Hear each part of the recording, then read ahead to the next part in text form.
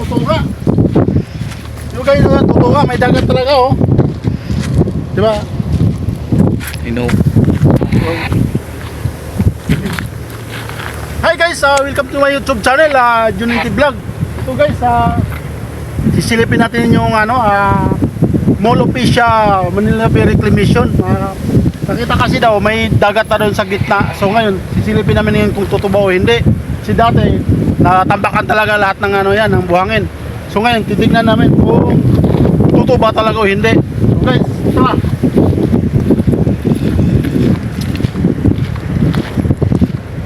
Alam mo guys, yung cameraman ko na yan, yan ako pa talaga yan. Yan ako pa yung galing sa Japan. Layo-layo. Para putahan yung YouTube channel ko kasi nakita kasi yung YouTube channel ko medyo nang hinga na. So ngayon, papalakasin namin ulit ngayon. So ito ngayon guys. Ito. Oh, pakita mo yung ano na yan. Pakita mo yung parang bundok na yan. Tingnan mo. Yan.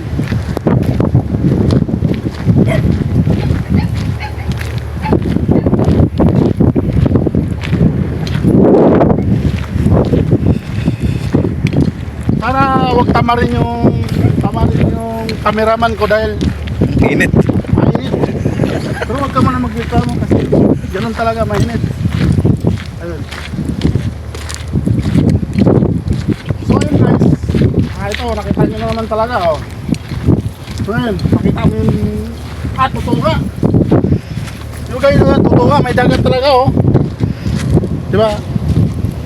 Inukay na pala Ayun nila. guys, kita mo na yung ano na yan, yung dagat na yan, papunta na yun dun sa gilid ng Sofitel, papunta dun sa may dating Gloria Maris.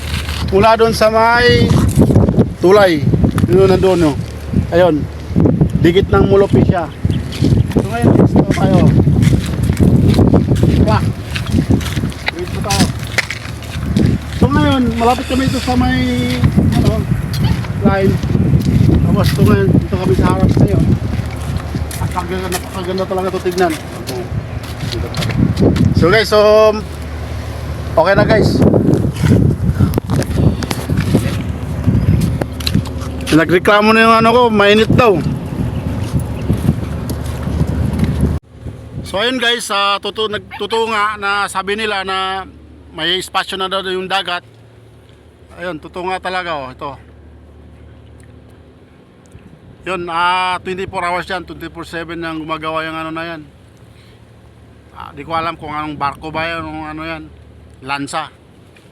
Ayun.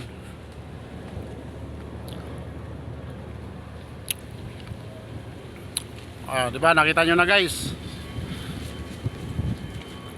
So ngayon, pag tinanggal tong ano na to, barikid na to, baka may tendency na marami na naman sasawayan dahil dami na naman maliligo dito.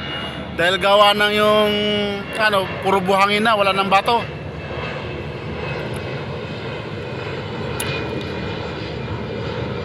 Diba?